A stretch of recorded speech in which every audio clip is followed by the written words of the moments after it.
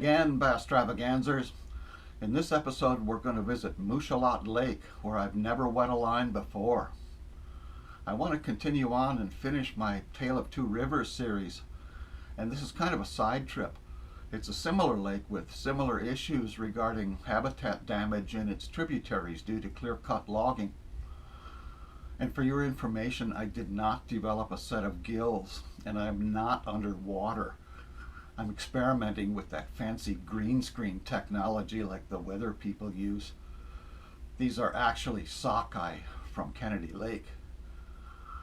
Anyway, when I was a kid growing up near Chicago, there was a creek that ran near our house, Salt Creek.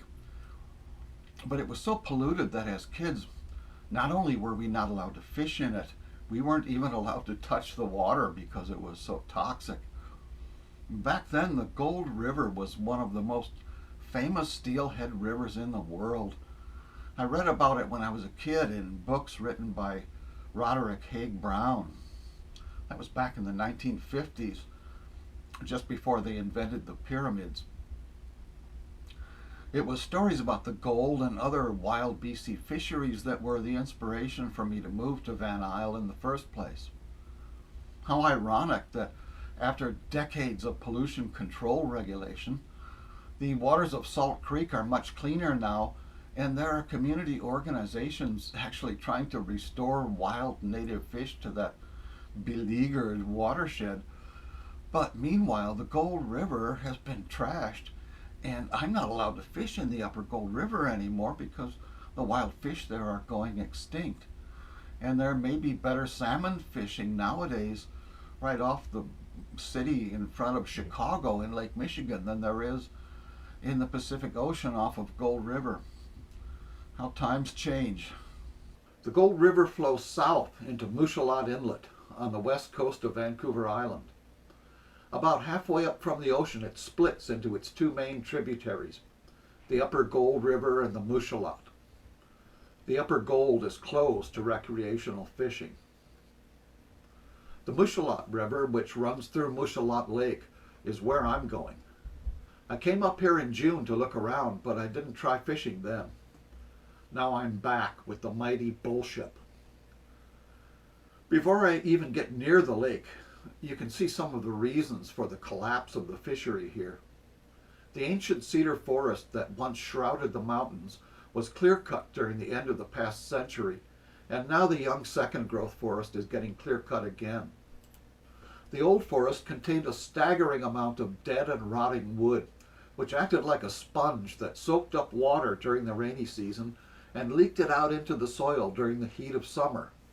This rotting wood also continuously leached nutrients into the soil.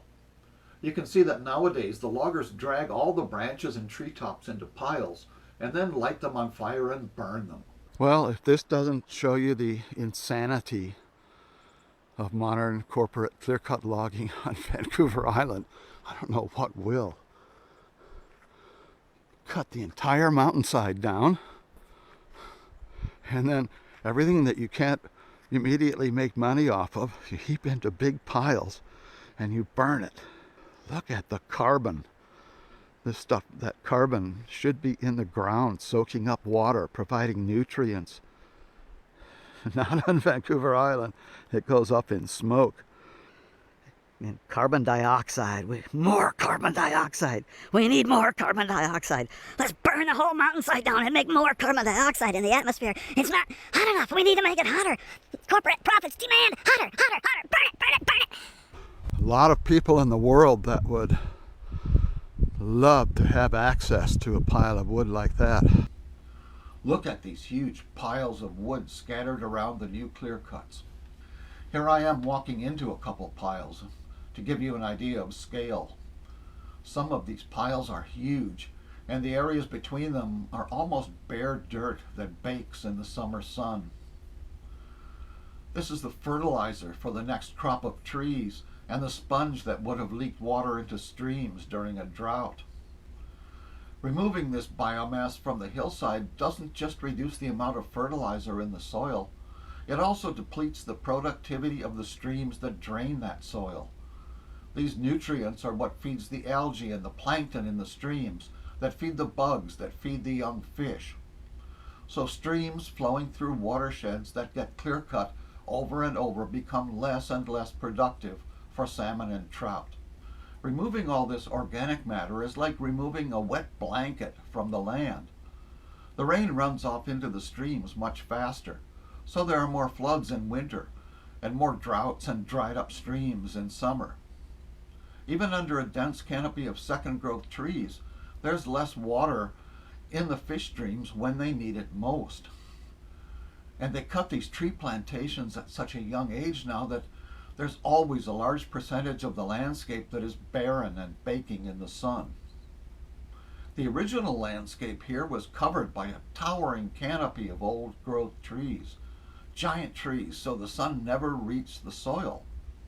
The big trees evaporated huge amounts of moisture into the air on hot summer days, which condensed as fog or mist, and that cooled the whole valley.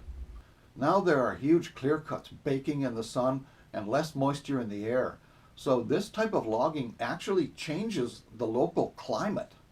The old growth forest stayed cool and moist all summer, and this clear-cut valley is now hotter and drier in summer after repeated clear cutting.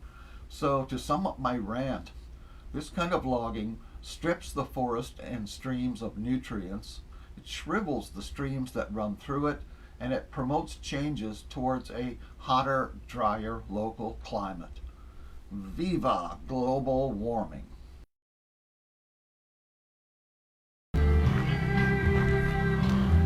So here I am at Mushalot Lake.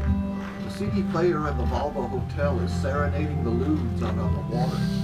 This is part of a provincial park, and there are also waterfront campsites with picnic tables and campfire grates. So here we are at a place I've never been before. I've been to this boat launch earlier this summer, but never been out on this lake. This is Mushalot Lake, tributary to Gold River. It makes up about 1/2 of the Gold River watershed. It's got used to have all sorts of migratory fish in it, salmon and trout. We'll go see if there's any left. Before going out boating, I made a campfire and boiled up a mug of coffee. Here I am at Mushalot Lake. Can't beat the accommodations. This is the end of a record fire season, forest fire season in BC. It hasn't rained since June. It's the middle of September, and it just started to rain. That should have brought some fish into this lake from the ocean through the Gold River.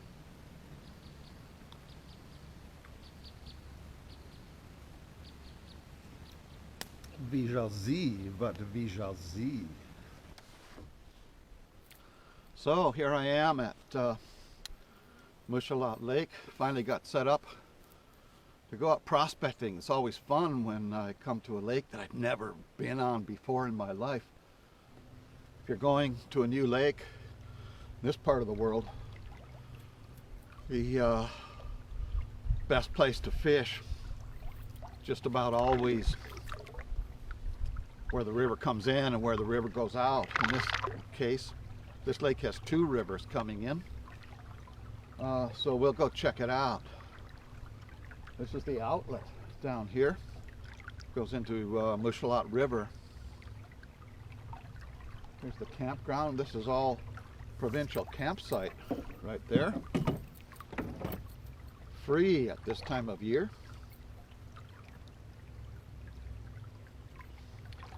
And there's my Volvo. You can see it's got a good boat launch. You can see there's not a lot of jet skiers and water skis on the lake today for some reason. Looking up here to the right is the Oktwanch River. That's one of the 2 tributaries. And then at the far end of the lake is another tributary. I don't even know the name of that one. Hope to get up and look at those, but let's go check out the Oktwanch first. Well, there's the campsite and there's the Volvo Hotel. Let's go fishing. But first, you know, for good luck, it's always good to be a patriotic Canadian and salute the flag before you get out in the morning, before you go fishing. So we're going to go salute the flag.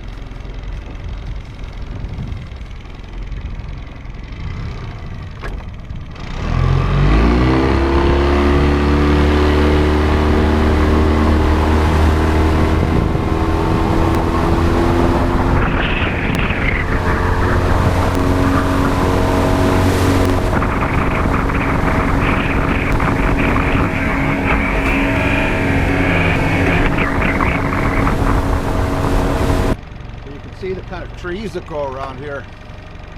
They wash in from the rivers or they fall in from the shore. This lake will go way up after big rains. These big trees float around and wash up on shore.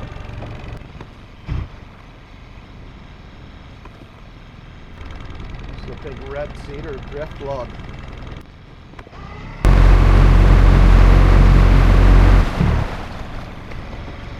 This one's a big Douglas fir.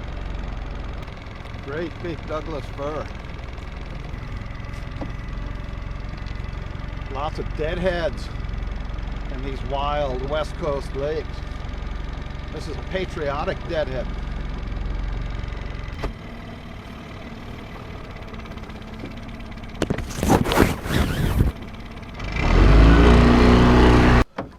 No wonder I couldn't go fast. Having that wrapped around your prop will slow you down.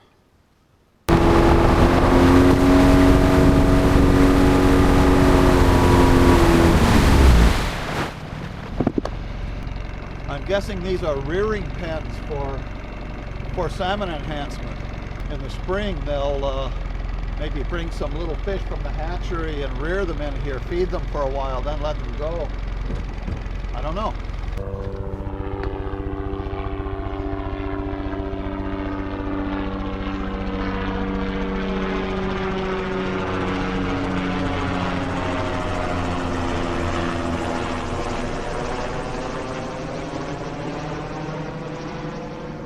This is the Oktwanch River Valley where that helicopter is heading. It's been grotesquely logged and the river is absolutely destroyed in the lower reaches here. I hiked into it in summer and it is a devastated wasteland, but undoubtedly was at one time a stupendous salmon and trout river, and maybe there's still a few of them left. We'll see. There's a big cedar drift log up there, huh? We'll go check it out. So I was correct in my hypothesis that this is a gigantic cedar drift log. This big tree may once have lived right beside the river, and its giant massive roots might have anchored the riverbank. There are no more big trees growing along the Oktwanch River, and no deep pools anymore. Well, this is a big old tree, and not many big fish. Could make a canoe or two out of this one.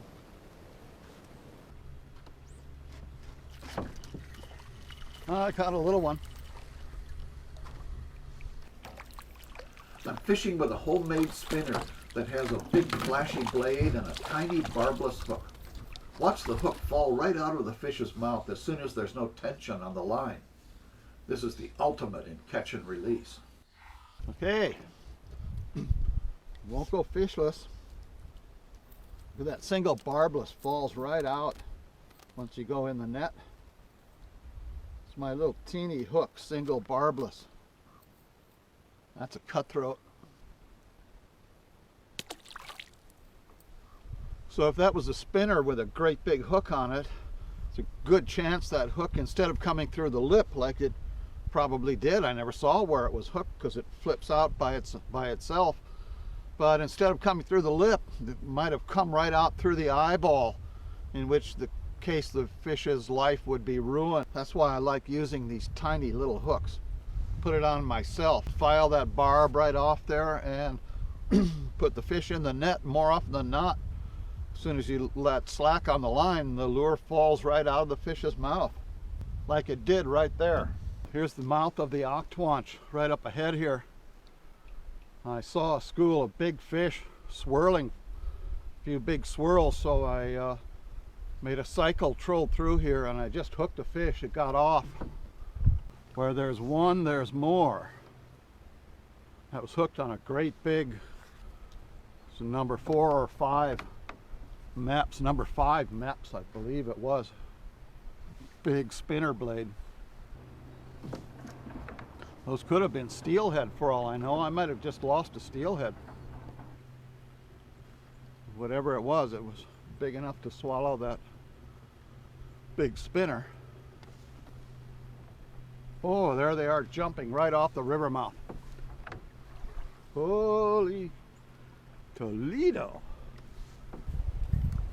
You can see a bunch of deadheads lined up off the drop-off. They're sitting on the bottom, maybe 30 meters deep. The root wads of these giant trees may once have held the riverbank in place. There are big fish rising, but they won't bite, so I assume they're sockeye. They won't bite? I was hoping to run into silver cohos here. There should also be resident cutthroat hanging around this river mouth, and maybe some sea run cuts migrating up from the ocean. Cutthroat. A lot of these fish would probably prefer to be up in the river, but without those big trees protecting the riverbank, the river has been ruined and there's little habitat left for big fish. Look at that, that spinner falls right out of its mouth.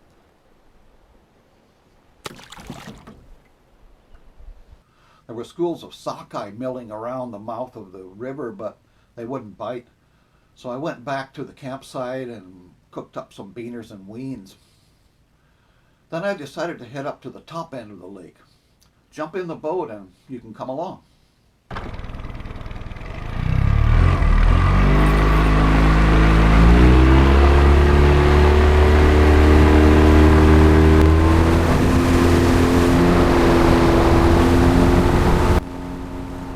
The lake is long and narrow and deep. Lucky for me, I have a miniature plasma zirconium ionic linear accelerator installed on my old Yamaha outboard. It's a gift from my friend Zorax, who lives on the planet Zircodon in the Crab Nebula. You can see an ugly rain squall up there. It was so hot and dry this summer that you can see old-growth cedar forest turning orange instead of green, as huge 500 to 1,000-year-old trees struggle to suck up enough moisture to stay alive. It rained for about half an hour and the rain has stopped. So that's the campground and the outlet of the lake down at that end. And you can see there's still some old-growth timber left up here. And this is the upper Mushalat River somewhere right over here coming in. Let's go check it out. You can see more big fish rising off this river mouth. And again, they won't bite, so I assume they're sockeye. I've never had a sockeye bite on a spinner.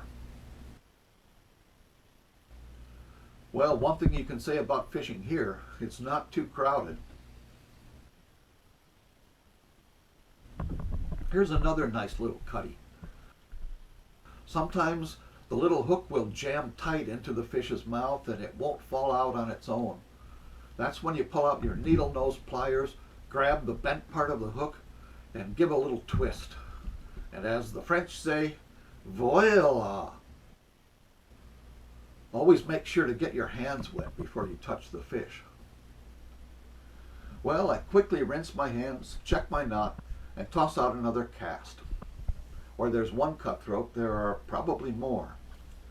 Right on top of the river bar, it's too shallow, and just off the bar, it may be 100 feet deep, so the cutties will be concentrated along the edge. Here's another nice cutty.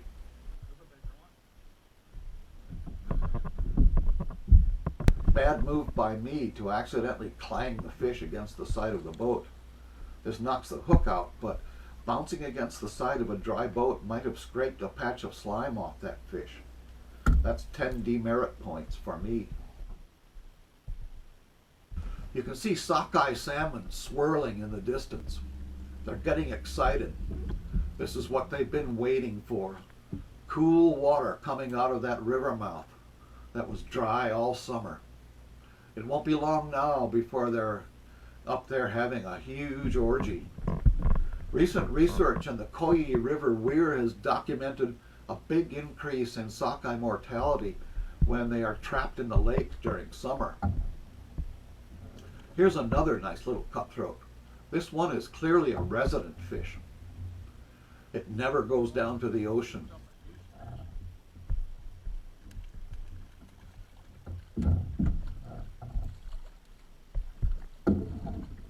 As it was swimming around there, it puked up a white knob of something about 6 inches long. The sea-run cutthroats are bright and silver with tiny spots. Spots on that. This fish is dark and heavily spotted, so it blends in with the dark waters of the lake. Well, it seems like it stopped raining. That last one was a neat little cutthroat, really dark speckled.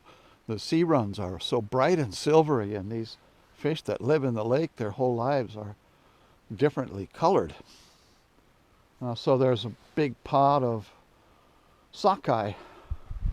Here's where the river is trickling in. And they wouldn't bite as usual. There might be a few of them milling around there. And there's been a number of small, medium-sized cutthroat hanging around the bar where you would expect. I'm going to try to snake up here. You can see, like most of our river mouths entering into lakes, they come down and the gradient lessens as they come over the floodplain, and after they log these places, they just get buried in silt and sand and gravel and wood debris, and there's usually just a very shallow, wide channel, and then it plugs up with a log jam right above where the lake is, and you can see that appears to be what's going on here. I'll go have a look.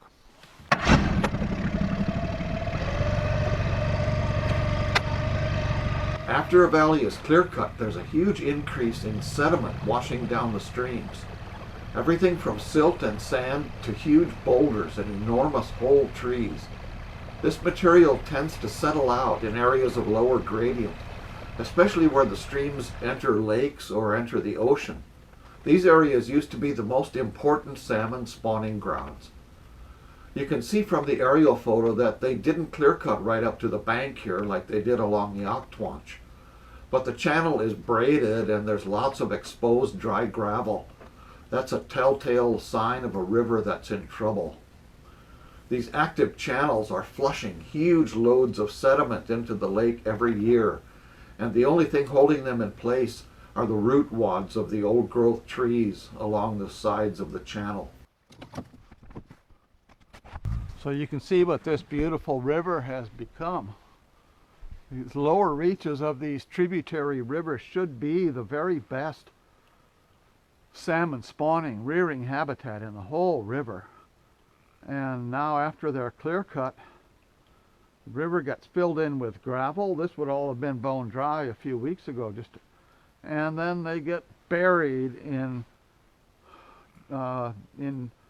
driftwood. This is wood that came down because of logging. These big trees fell in, jammed the channel. Now the channel doesn't have the power to clear itself out. These logs plug up the channel.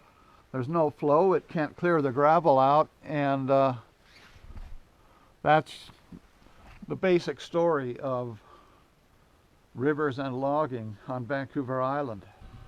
There's no trail here, and you can't walk through this mess without using a chainsaw to clear your path. Hardly anyone ever comes up here to check on what's going on in this river. Let's go back to the Oktwanch River. Maybe I can hike upstream there. The Oktwanch is one of hundreds of salmon streams on Vancouver Island that have been trashed by logging. Before they were logged, the rivers on Vancouver Island had stupendous hordes of salmon and trout. They had cool, deep pools and stable gravel riffles that were shaded by towering old-growth trees. The roots of the big trees were the only thing strong enough to stand up to the floods in winter. Once these giant trees were cut and their root wads washed out, the old river banks were scoured away by floods. After clear cutting, the river channels are twice as wide, or 5 times or 10 times as wide during floods. But as soon as it stops raining, there's just a shallow trickle flowing across acres and acres of dry gravel. And as flows diminish, the entire channel may run dry because the remaining flow is happening underground through the wasteland of fresh shifting gravel instead of on the surface where fish can use it and live in it. I'll be going into this in much greater detail in future episodes, but for now I'm just going to play back my rant recorded live that day as I walked up into this nuked wasteland. So here I am at the mouth of the Oktwanch River. Traditionally a huge spawning stream, I'm sure. You can see I scared them up, but time to time you'll see them schooling up and swirling and rising here. Hundreds, maybe thousands of sockeye salmon waiting out here. They want to spawn in this river. The problem is, like most rivers on Vancouver Island, this one has been trashed by logging, by clear-cut logging. So you can see that they cut every single tree, well, except for one there, along the shore in recent years. And then they cut every single tree along the banks of the river and on upstream. They just logged it all off in a few years. And of course, with the torrential storms we get here, the whole valley caved in, and the river just filled up with, you can see just rows and piles of gravel here. This is stuff that is washed off the sides of the mountains in recent years. And along with it are just piles and piles of trees and logs and busted pieces of wood that are flushed down the river until they jam up here and there. So what it means, because there's no more big trees along the river, there's nothing along the shore or the lower reaches of this river that is big enough and powerful enough to force the river to scour out a hole. So there are no longer any holes, there are no longer any pools. There are acres and acres of gravel, but it's useless to fish, almost all of it, because it goes dry the moment the rains stop. Instead of having a river with pools and riffles, places for fish to hide and places for fish to spawn, this river has a little trickle of water, then it rains and it floods and washes, swirls, mixes all this stuff around. It shifts with every big rain, and then as soon as it stops raining, the river goes dry again. So here's the Oktwanch River now. What an effing mess. What an effing mess the rivers of Vancouver Island are after 50 or 100 years of psychopath logging. So you can see a classic example here of how this stream widening works. There's one dead snag left there. There used to be giant old growth timber with huge root systems that locked that bank in place. That was logged off and those banks just wash out. You can see it on this side where the log jam has plugged the entire river, so it's just cutting into the bank right here. It keeps getting wider and wider. More trees are going to fall in, a bigger log jam, and the river just gets to be a big wide pile of gravel with no decent fish habitat. So this is typical of Vancouver Island logged off rivers. This whole valley has been basically clear cut. Huge slides have delivered mega loads of gravel and silt that have plugged up, filled the river, the old river. And the trees have been logged off along the shore, so where there used to be big roots that would hold the banks and conform the river into a narrow winding channel, it just blasts the riverbed out into a huge wide freeway that is filled up with gravel delivered from the slope failures up above. What you end up with is a river with no deep pools, and it looks like good spawning gravel along here, but because this river is so unstable, the The water levels go up and down so fast after a rain. As soon as it stops raining, this stuff goes dry. We've done this to this river, we've done it to the upper Mushalot River, we've done it to damn near every river on Vancouver Island. My God, there's a special place in hell for the people who trashed this river. Talking about the loggers and the politicians and the unions, environmental consultants who signed off on it, the registered professional biologists who signed off on this trash out. It's amazing that there's any fish, anadromous fish, any fish at all left that will live in this river. You can see it's just a pile of gravel. It cuts a new channel every day. It's cutting right back into the new forest here. This is done and trashed. This will be new wasteland next year. The whole thing just keeps getting to be a wide shifting freeway of gravel and trash wood. And they wonder why the fish are going extinct. Gee, I wonder why the fish are going extinct. I'm guessing these are wolf prints. Maybe some viewer could confirm or deny that hypothesis. One thing you'll almost never see here is another human footprint. The river is trashed, so sport fishermen don't come here. The Aboriginal people will set nets across the river's mouth and claim ownership of the fish, but you're more likely to see a herd of unicorns up in this trashed wasteland than a native person. Neither the federal nor the provincial governments monitor the impacts of clear-cutting on river ecology, so you won't see any of them up here. And the companies that do the logging have no liability for this kind of fish habitat damage, and no responsibility to restore even a fraction of the habitat they destroy. You won't see any of them back up here until it's time for them to cut down the next crop of trees. So these wasted rivers almost never see humans anymore. And this gravel pit is now home to wolves and bears and elk.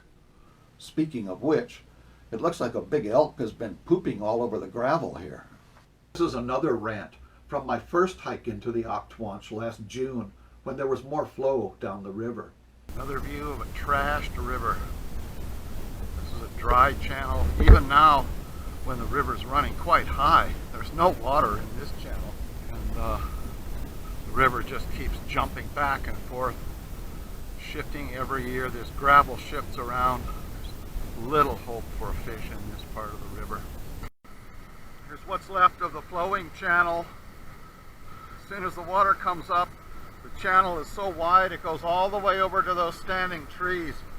It's just a shifting mass of boulders and gravel and logs and broken off chunks of wood. There's no deep water. There's very little habitat here for juvenile fish or adult fish. You can see just this acres and acres of wasteland down here. Thank you, loggers. Very sterile. If I set a camera underwater, you'll notice how clear the water is. That's because there's almost nothing living in it. Notice how all the gravel and rocks are sparkling and bare. That's because almost nothing lives in the gravel either. The riffles of healthy streams are crawling with bugs that are harvesting minute algae and plankton. But there is almost no algae or plankton here, and only a few desperate caddis larvae scrounging a meager existence by scraping slime off of almost bare rock. You can see there's nothing crawling around on these rocks. Just bare, a little bit of slime on the exposed surface to the sun. Clearly, this part of the river is crippled by logging. There's no hope that it can provide anything more than a pitiful fraction of the world-class salmon and trout habitat that existed here for thousands of years prior to logging. When I first came exploring to Mushalot Lake in June, I walked in to look at the river, and I stumbled upon some channels through the second growth forest that had been dug by machines. You can see these big chunks of wood are cabled into the bank and anchored into big boulders that have been placed here. Somebody went to a lot of work to create this channel. I assumed that these channels had been created as part of a salmon enhancement project, so I Googled, and I found out that this was indeed one of the projects funded in the late 1990s by the provincial government of that era under their Forest Renewal BC program. Juvenile cohos are very aggressive and constantly on the scrounge for anything that moves. At this stage, they like to feed on tiny bugs like ants that fall off overhanging branches or gnats that fall out of the sky. If you throw a tiny piece of twig onto the water, they race each other to see which one can gobble it first. They'll decide if it's digestible or not later.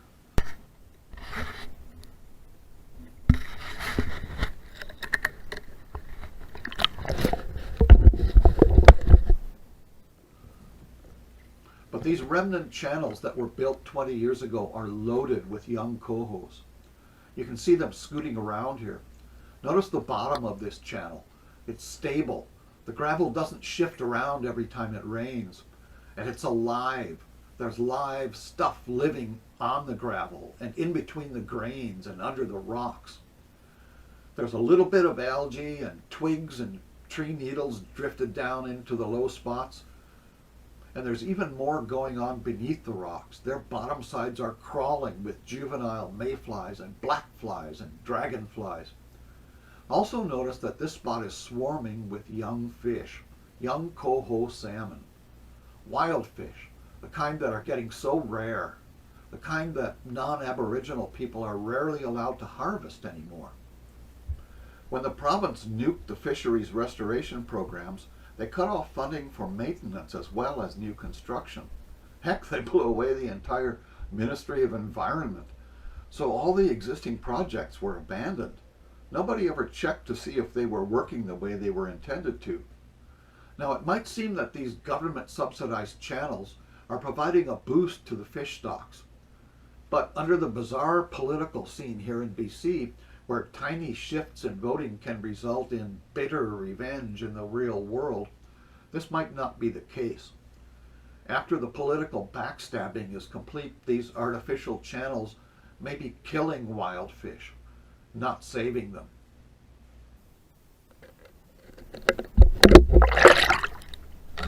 Nobody ever went back. Nobody from any level of government, federal or provincial or Aboriginal, likely ever hikes in to look at the condition of these old restoration projects. Here's a nightmare scenario. Fish habitat in the river is ruined by logging, so a well-intentioned government funds a restoration project, and then another government regime cancels funding for maintenance and operation of that project. In spring, when the water is high, the artificial habitat they created is way better than the trashed habitat in the river. The young fish range around all over the place, and they congregate in the places with the best food and shelter in the new restoration channels.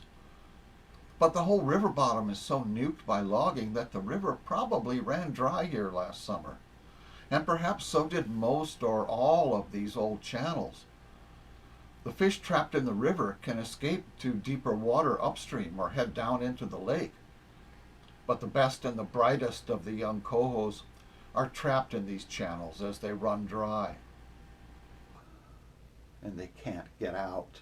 This is the spawning channel I was looking at earlier, absolutely loaded full of juvenile cohos, trout, maybe steelhead, who knows, salmon. As you can see, it's come to its end here.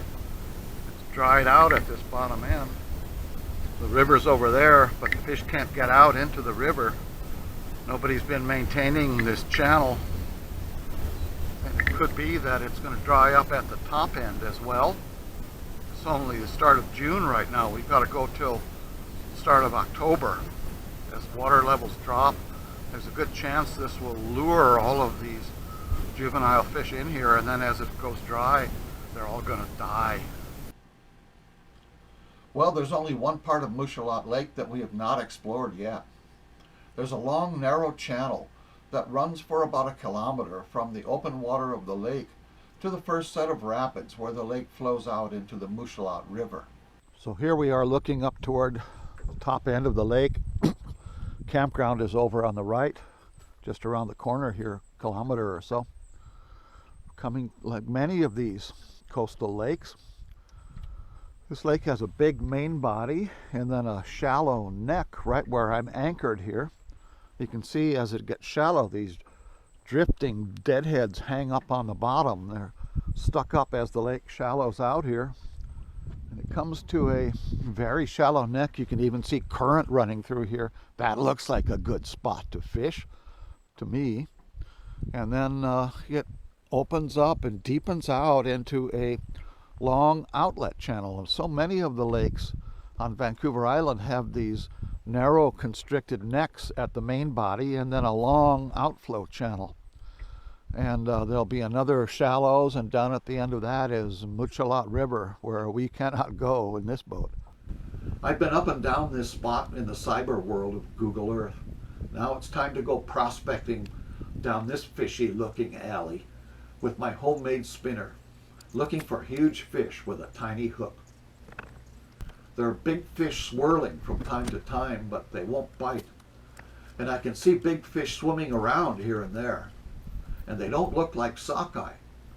I'm looking for summer steelhead, the fish that once made this watershed famous.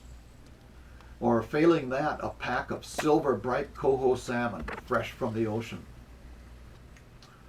As I get down towards the tail out, it gets shallower, and you can see big fish skating around the boulder flats. And here you can even see a big fish swimming right past my boat. Big steelhead there. Looked like a steelhead. Maybe 10 pounds. I was hoping it was a steelhead, but steelhead don't usually come this close to a boat unless you persuade them to do it with a hook in their lip. You can barely see this big fish cruise by and check me out. They're here. They won't bite.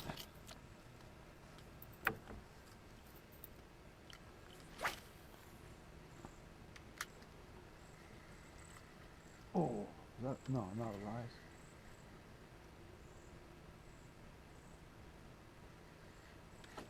There we go.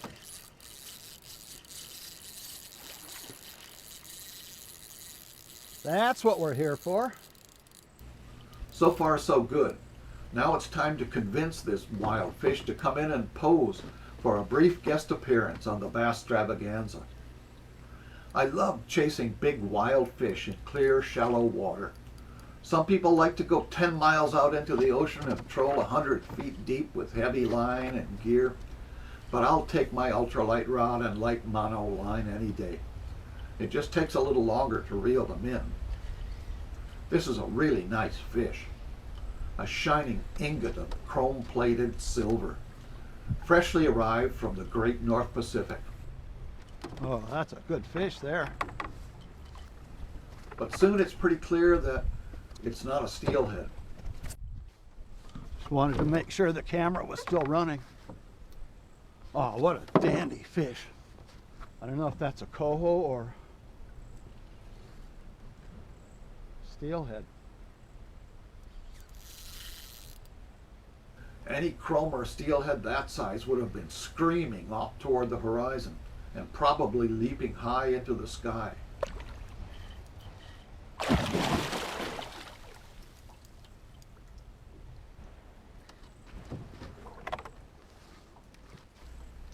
You can see me muff the net job the first time around. That's a coho. You have to lead the fish into the net head first. Right, maybe.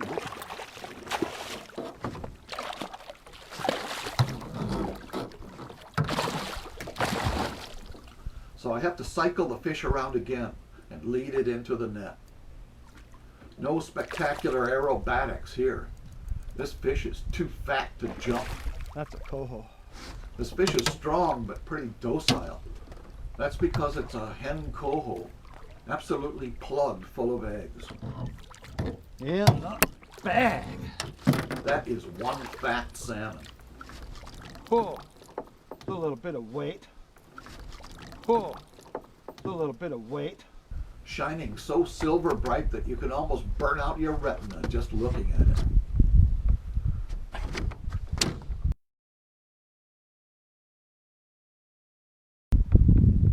Holy gee.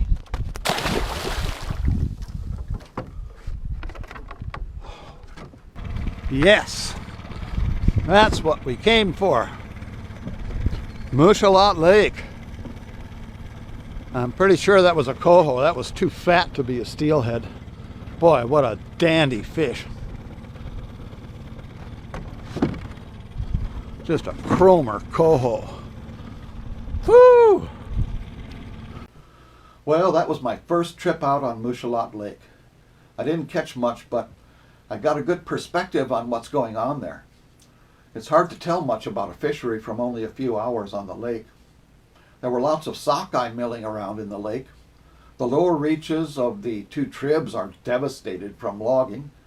The tail-out channel is eye-popping, a Marilyn Monroe fishery.